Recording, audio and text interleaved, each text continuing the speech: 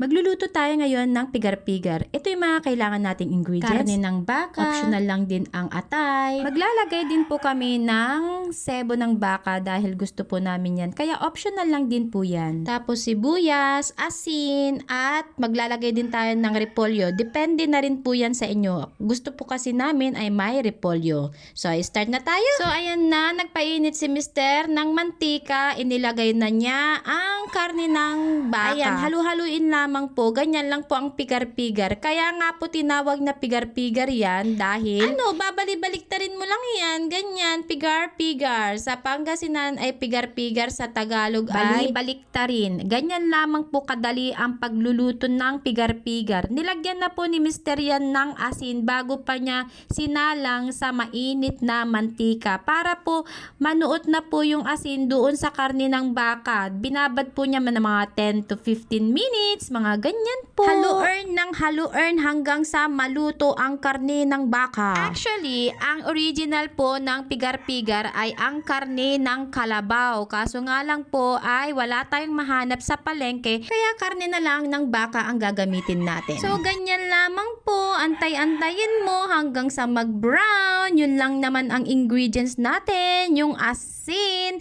Yun lang po yung panlasa natin. Huwag mo nang lalagyan ng paminta, betchin, kung ano-ano pa man yan. Halu-earn lamang po ang karne ng baka. Huwag mo nang gawing komplikado ang pagluluto ng pigar-pigar dahil napakadali lamang po yan. Ang pigar-pigar ay hindi gaya ng relasyon nyo, ng jowa mo, na kailangan mong effort. So, ilalagay na rin natin yung sebo para maluto siyang mabuti. Meron na rin po yung asin. Binabadan po ni Mister ng asin yung sebo. Kaya ganyan, halu-earn lang ng halu-earn. Ganyan lang po kadali ang pagluluto ng pigar-pigar. Mas mahirap pa nga yatang hanapin yung pambili ng karne ng baka para makapagluto ka ng pigar-pigar. So, ganyan lamang po. Ayan, starring si Mister. Siya kasi ang cook sa ating bahay. Ayan, tumalsik pa. Huhugot lamang po ako, mga misis. Naku, napakaswerte nyo kung pinaglulutuan o pinagluluto kayo ng inyong mga asawa, ng inyong mga mister. Ayan, nakakagutom mo. Ang sarap. Hintayin lamang po natin yan hanggang sa mag-brown. Masarap na sausawan po nito ay ang kalamansi na may patis. Konti lamang po ha. So, ayan, nilagyan na rin po ni Mister ang karne ng atay. Yan po ang pinakahuli dahil madali lamang pong maluto ang atay. Halu-earn lang ng halu-earn hanggang sa maluto. Paulit-ulit na lang yung sinasabi ko. Pero yun ang katotohanan.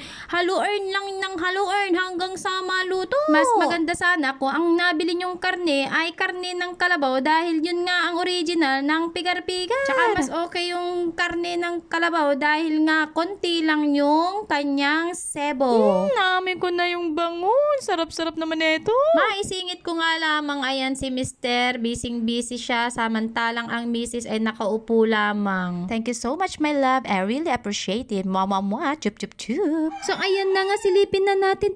Wow! Sarap-sarap naman. Nilagay na pala niya yung repolyo. Tsaka, nilagay na rin niya po yung sibuyas. Sabay na po niya dahil madali lang naman pong maluto ang repolyo tsaka yung sibuyas. Ayan na. Grabe ka. Sarap-sarap naman yan. Kakarami ka ng kain pag ito ang ulam mo. So, ito na nga ang final result ng nilutong pigar-pigar ni Mister. Ayan. Shucks. Napakasarap. Ay, naku. Makakarami ka talaga ng kain kapag ito yung ulam mo. Ayan. Nausok-usok pa. Grabe. Sarap talaga.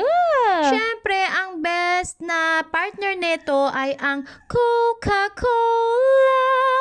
Pwede rin kayong gumawa ng kanyang sausawan. Patis, paminta, bawang, tsaka kalamansi. Ayan, yung partner niyan. Masarap. Pero kung okay naman na yung lasa ng inyong pigar-pigar, wag na kayong gumamit o wag na kayong gagawa ng sausawan. Sinabi ko lamang po yun para meron kayong idea. Hanggang dito na lamang nagmamahal ang inyong mommy. Kakain na po kami. So, bye! Hanggang sa muli. Paalam!